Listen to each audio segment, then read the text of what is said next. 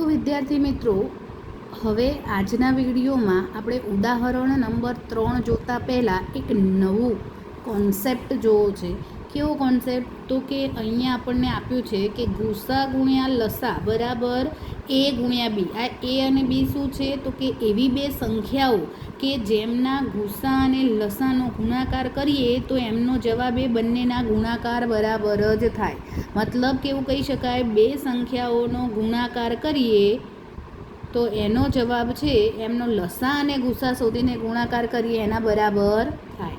બરાબર, તો આ કોન્સેપ્ટ ઉપરથી આ ઉદાહરણ નંબર 3 છે. શું કીધું છે જોઈએ. 96 અને 404નો ગુસા અવિભાજ્ય અવયવની રીતે મેળવો અને તે પરથી તેનો લસા પણ શોધો. તે પરથી કીધું છે, મતલબ કે અવયવો શોધીને એનો લસા અને ગુસા નથી શોધી દેવાનો. અવિભાજ્ય અવયવો પાડીને એનો માત્ર ને માત્ર શું શોધવાનો છે? ગુસા શોધવાનો છે. અને ગુસા અને લસાના આ સૂત્ર ઉપરથી શું શોધવાનું છે? લસા શોધવાનો છે. સમજણ પડી ગઈ? તો જોઈએ પહેલાં અવયવો પાડીએ. 96ના અવયવો 2 ગુણ્યા 48 એટલે 96 થાય, 2 ગુણ્યા 24 એટલે 48 થાય, 12 દૂ 24, 2 છોંગ 12, 2 તરી 6 અને 3 એકા 3.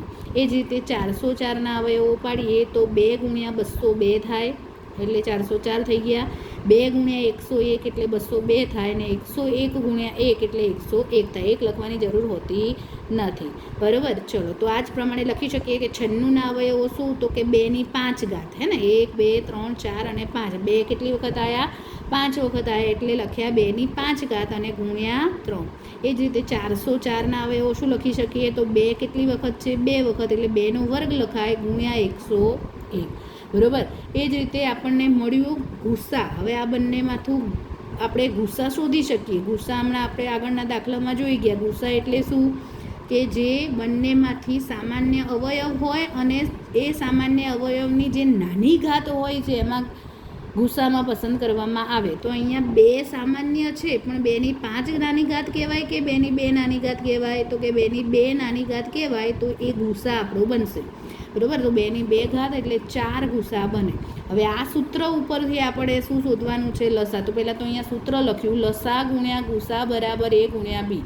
લસા ગુણ્યા ગુસા લખો કે ગુસા ગુણ્યા લસા લખો, બંને એક જ છે. ઓકે, લસા શોધવાનો છે તો ગુસાને આપણે ક્યાં મોકલી દઈશું? ભાગાકારમાં. પહેલાં તો ગુસા આપણને 4 મળ્યા છે તો 4ની કિંમત લખી. એ ગુણ્યા બી શું છે? તો કે આ બે સંખ્યાઓ, એકને એ ધારી લો, બીજાને બી ધારી લો. તો 96 ગુણ્યા 404 ભાગ્યા 4 થાય, કારણ કે લસાને આપણે સૂત્રનો કરતા બનાવીએ તો 4 છે ગુણાકારમાં છે, બરાબરની આ બાજુ આવે તો ભાગાકારમાં જાય. 4 ગુણ્યા 4, 401 ને ભાગ ચાલે, 4 ગુણ્યા 101 ભાગ્યા 404 એટલે અહીંયા 101 લખાય. 101 ગુણ્યા 96 એટલે જવાબ આપણને મળશે 96. 9696. બરાબર, તો એ આપણો શું કહેવાશે? લસા.